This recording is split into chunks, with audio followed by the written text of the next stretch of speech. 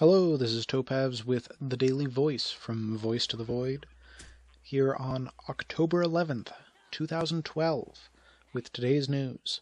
First up, BioShock Infinite is holding elections for its next trailer. It's an intriguing way to basically have their audience be able to interact with the trailers and what order they're going to be released in, but it's basically the same content that they've been releasing all the way through. Census has added a case that adds even more touch surfaces to the iPhone. It allows for back touch and side touch. The changes that this might have on how we interact with the iPhone, whether this is going to be a type of device that will suck users away from the PSP, will have to be seen. OnLive has just sold for $4.8 million, says Develop.com, and this low price might be because of massive debts. Some are estimating between $20 and $40 million that are currently owed by the OnLive service. So such a transaction is something very bad for the shareholders that OnLive has had, but it might be good for the general public because it means they have more money to work with. Virtual holographic 3D tools have now come to Unity, a service that provides basically tablets that have 3D views to them and allow you to use wand-like devices to model in 3 dimensions using the standard technology, which I had spoken about previously. Sony basically rejecting that it will be the way of the future, is now going to be something that could definitely change up the development of 3D models, especially for those developing in Unity, but it'll yet to be seen whether this is just going to be a toy or not. Good Old Games has their first pay-what-you-want sale. However, for the series Divinity, it's not really a pay-what-you-want product that they're asking for. It's a rather deceptive service because it's $1 minimum for the base game, $8 as the recording, and $17 for the Divinity 2 title, which is basically being pre-ordered for $19. So it's only a saving of $2 at the moment. It's basically a glorified Steam sale, but on Good Old Games with a weird pay even more money than the game is currently retailing for. This is a rather deceptive practice, and hopefully the next sales that they do in this style will not be so oddly priced. Double Fine, however, is offering massive discounts on every game it's ever made, most of them 50% off, including a 15% off for their Once Upon a Monster title and 85% off for Brutal Legend, which is still only available on the console, but if you can find a copy of it, then pretty cool.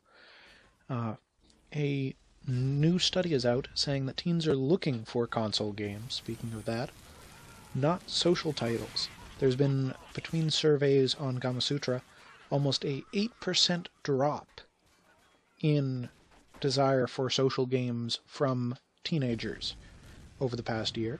So it will be an immensely interesting change in the market if it's recognized that social titles are not necessarily targeted at teens, as traditionally thought, but that other consistently the focuses for social types of games. Now, what this implies is yet to be seen, but it's definitely something to keep an eye on for if this trend continues.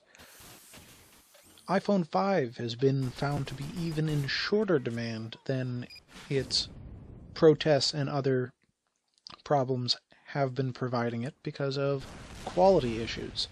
VentureBeat reports that Apple has been recalling a lot of their stock of iPhones that are already in short demand because of quality issues like scratches on products already in or freshly from their cases. LoopJoy is wanting to help developers monetize their applications with real-life goods such as hats or shirts or other types of products like that. Having suddenly to unlock an achievement and then you can buy a hat for cheaper from your favorite social mobile game might be a great opportunity to monetize for a lot of companies. Speaking of companies monetizing from merchandising, Doodle Jump has started to follow the steps of Angry Birds according to GamesIndustry.biz and is going to be making plushies of its main character, the Doodle Jump guy, and probably others. In less fortunate news, millions of PlaySpan users have had their IDs and passwords leaked because of database breaches, says Develop Online. However, no credit card information has thus been suspected of being leaked in this way, which is a positive thing, but nevertheless, change your passwords if you are a PlaySpan user. A lot of different services use PlaySpan, so you might want to check. Probably good to have a different password for your account on games as opposed to other systems, and especially because World of Warcraft accounts are apparently worth more than credit cards nowadays. So be careful about that.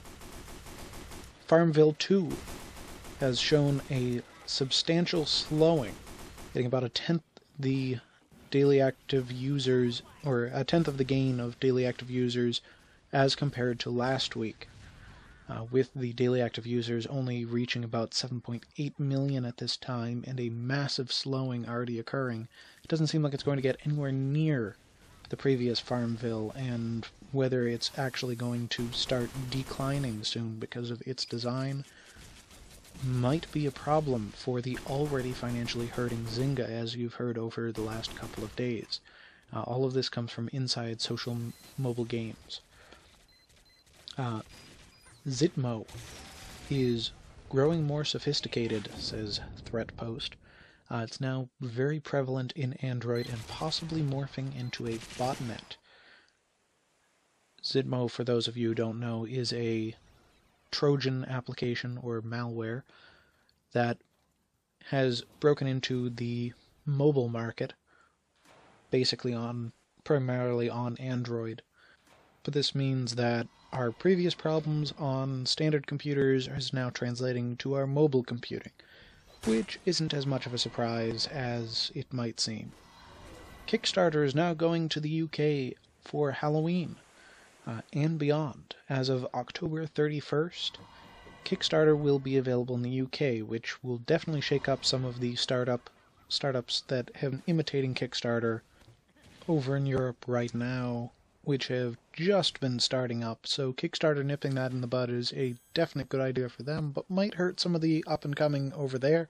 However, Indiegogo has been successful and thriving over here, so it's yet to be seen how that fallout will happen.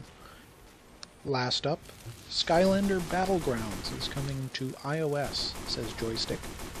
This is not all that surprising given the success of the Skylanders franchise. However, their ability to take small devices and have their miniatures translated into the game as small avatars, but selling almost a Beanie Babies or figurine style collectible, means that on the iOS they will be developing a portal of sorts that will somehow connect to the iOS devices that they're reporting to have available.